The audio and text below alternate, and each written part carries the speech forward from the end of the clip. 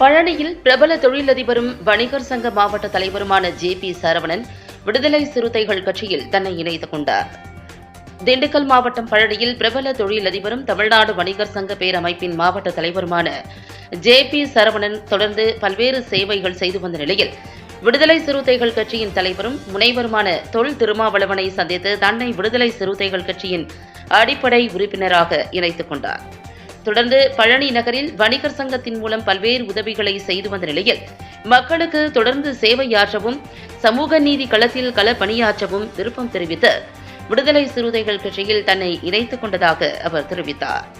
மேலும் திண்டுக்கல் மேற்கு மாவட்டமான பழனி மற்றும் கொடைக்கானல் உள்ளடக்கிய பழனி சட்டமன்ற தொகுதியில் விடுதலை சிறுத்தைகள் கட்சியின் வளர்ச்சியை மேலும் ஊக்குவிக்கும் விதமாக அனைத்து முகாம்களையும் கட்டமைத்து மறுசீரமைப்பு செய்து கட்சி நிர்வாகிகளை ஒருங்கிணைப்பு செய்து மாபெரும் சக்தியாக விடுதலை சிறுத்தைகள் கட்சி உருவெடுப்பதற்கு முழுமனதாக களத்தில் நின்று களப்பணியாற்ற உள்ளதாக அவர் தெரிவித்துள்ளார்.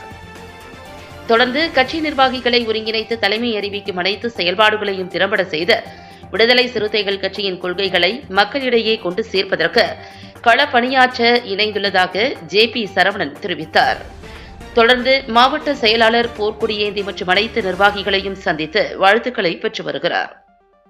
விடுதலை சிறுத்தைகள் கட்சியின் மாநில, மாவட்ட, ஒன்றிய, நகர, பேரூர் முகாம் பொறுப்பாளர்கள் புதிதாக இணைந்த தொழிலதிபர் ஜே.பி. சரவணனுக்கு தங்களது வாழ்த்துக்களை தெரிவித்து வருகின்றனர்.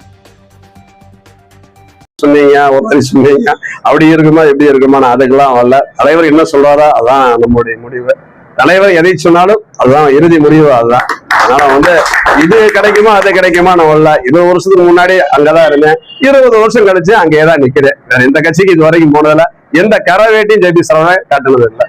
ஒரே வேட்டி தான் விடுதலை சிறுத்தையோட வேட்டி.